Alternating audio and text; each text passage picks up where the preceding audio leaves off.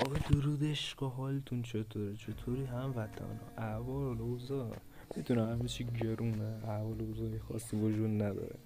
حاجی گیم پلی سطحی براتون آوردم. اصلا حاجی امروز اصلا همین مجی الان یارا تر زدن تو، اصلا من گفتم آقا چون رق زندگی بیا تا اینو رکورد کنیم، این ویدیو رو بسازیم، بیا این کار رو کنیم اون کار رو کنیم. یعنی یارا قد منگل سه تا یارمو بذاری رو هم به اندازه من چیس ندادن. بعدش یارو میاد ما رو میزنه میکشه، ما هم منفی میشیم. بابا من 20 تا کاپ جمع کرده بودم، الان 15 تا سر یار، فقط سر یار. تازه من چیس ها من خوب انجام داده بودم دیگه. نامردی و بدبختی تا چند اینجا یارا رو نگاه کن، میگه آره منو نمیبینی. این پشت اونم وایسه، اون پشت اون چوب وایسه تو رو میبینه. تو چطوری فکر میکنی تو نمیبینی؟ آقا این مچ وین شد، ولی وینی که تک نفر بود، وینی که با زور و زحمت خود آدمی به دست بیاد. آقا راستی میخواید ویدیو پرکای تک نفر رو براتون بذارم؟ چون آقا من بازی فیکس دستمه، قشنگ میدونم آقا وقتی تو شروع کردی یا آقا تو بلدی یارا ریدن تو ان زدن تو اعصابت، ولی تا کی تو هر با خودت یه کاری برای خودت انجام میدی. الان مثلا پرکای منو میبینی فیکس برای خودمه، برای هیچ احد و ناسی نیست. اصلا تو بگو این احد و ناسا کی به من کمک کرده؟ من خدا این بچه خفن یادم نمیاد یارا دست و بالمو گرفته باشم، مگه اینکه یکی دو تا همین دیروز ویدیوش کردم. حاجی اصلا این کلرها هم بد تو پلی میدن ها. اصلا نه چیس میدن ویدیو خوب در بیاد، ویدیو طرف هم میبینی یه نوب پلشتیه فقط پای سرت میاد و میزنیش، یا بات میشه یا ربات، یا اینقدر بط میزنتت که نمیتونی ویدیوش کنی. مثلا منو زیاد نمیتونم اینطوری بزنم، من دیگه پیش ثبت نام کردم این بازی رو از 5 سال پیش، ورژن قبلش به گو نخورم. حاجی اینجا یه مغز بازی خیلی کوچیک بود، اینجا آقا تبر آورد بالا، من یه نشستن کردم که آقا پرت کرد حرکت تو کمر من نکنه این هیل رو دست بدم. اینجا آقا مواظب باشید که بر نگرده بزننتون، فرض کن نیاد رو تپ و شما رو بزنم. اینجا هم که باید بریم و هیچ زد تو کمرمون. حالا بگذاریم، اینجا هم دیگه آخرای بازی یارو میگیره له لورده میکنه، عشق میکنه واسه خودش. جو گفتم آقا این یه پرکی داشته باشیم میاد بالای سرمون، که الان میبینید من چرا اومدم اینجا. بله دیدی طرف فیکس نزدیک شده بود بهمون، خودمون خبر نداشتیم. گفتم او خیلی نزدیک شد، راه برو بیا این ور بریم. آره دیگه دیدید خشن. آخرش هم من دویدم گفتم این دیگه اومد ولی روشو بر نگردون که اون نوار قرمز رو ببین. آقا منم دیدم تا یارو گذاشته، گفتم ژنراتور گوستاش درست شده، فایده نداره من وایسم، کیلر میاد پیدا میکنه پارم میکنه. آقا قشنگ احتیاط کردم، گفتم آقا من ندوام برم جلو روش سر در بیارم له لوردم کنم، مواظب برم. یارم که جون داره واسه خودش. اینجا هم رفتیم برش داشتیم، کلیر راحت بر میگرده ها، فکر نکنی الان رفته، همین الان لالاییشو دارید میشنوید. گفتم دنبالش برم هیلش کنم، گفتم نه برم چیکار کنم. جا آقا مواظب بود، آقا هم نور قرمز دیدم گفتم آقا بریم اینجا فایده نداره.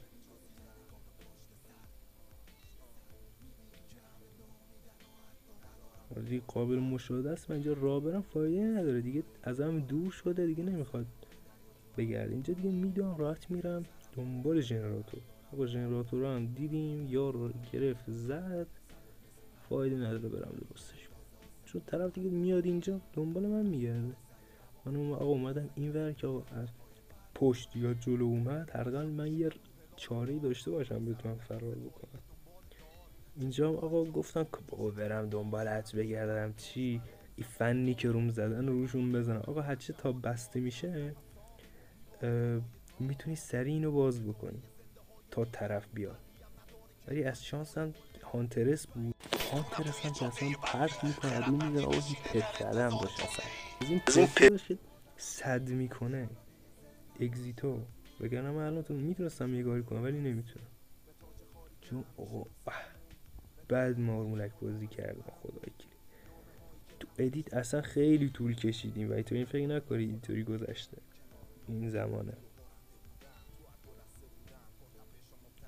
یه قشنگ آقا میشینم بدنم کوچولو بشه. آقا دیدم دوره، اینجا هم دیدم دیگه کامل این خط قرمزا رفت. گفتم این دیگه نمیاد، خداحافظ. من گفتم بیا برو بابا، من به تو هیل الکی نمیدم.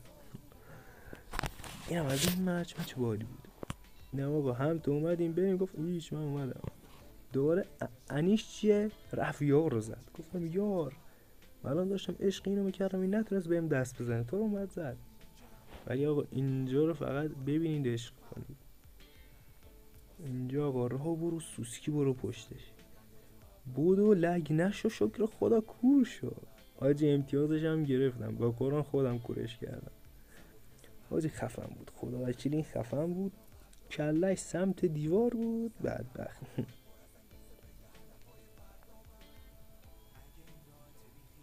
و اینجا اومدم نگاه کنم ببینم اومد. آره اومد، نیومد بله که اومد. اینطوری گفتم میس میدی؟ مرگ خربازه میخواد پا لرزش میشین. گفتم آقا اینطوریه پنجره میرم، چرا چوب بدم که تو بشکنیش یکی از کاورام خراب بشه. آقا دیگه دیدم نیومد، برگشتم گفتم من اینجا، بیا منو بزن. آقا اینجا دیدم صدا قلبش داره کم میشه، الکی نرمال نیست، جنراتور رو ول کرد.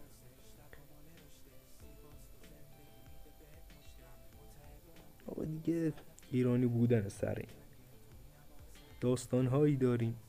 حاجی اینجا فقط پرک به در میخوره. آره گفتم میخوام کورت کنم. آقا اینجا چیکار کردم؟ آقا راه رفتم، پرکی که یه چیزی رو گاز گرفته با صدا تولید نمیکنه که تو بگی زجر زدن از این جور چیزا خبری نیست. اینجا گفتم قیب نمیشدی میزدی، حالا که شدی اصلا نمیزنی. همینطور هم شد گریدی. اینجا هم آقا گفتم داری چیکار رو میکنی؟ آقا این هم نیومد، خلاصه گفت این چونی رو نمیشه زد. یه چی میدونست این طرف، یه چی میدونست که ولم کرد. دیدم آقا طرف اون ور راهشو کشید رفت. من گفتم اوکی بیا اینو درست کنیم. این یارو هم 10 ساعت این پشت معلوم چیکار میکردن. داشت چیکار میکردی؟ دوتا بودید. خب آقا اینجا گفت آقا طرف اون ور. گفتم اون وره؟ گفتم باشه داداش نگو این ور بود، ولی بازم بهتر که هیلم نکرد، میومد میزدن.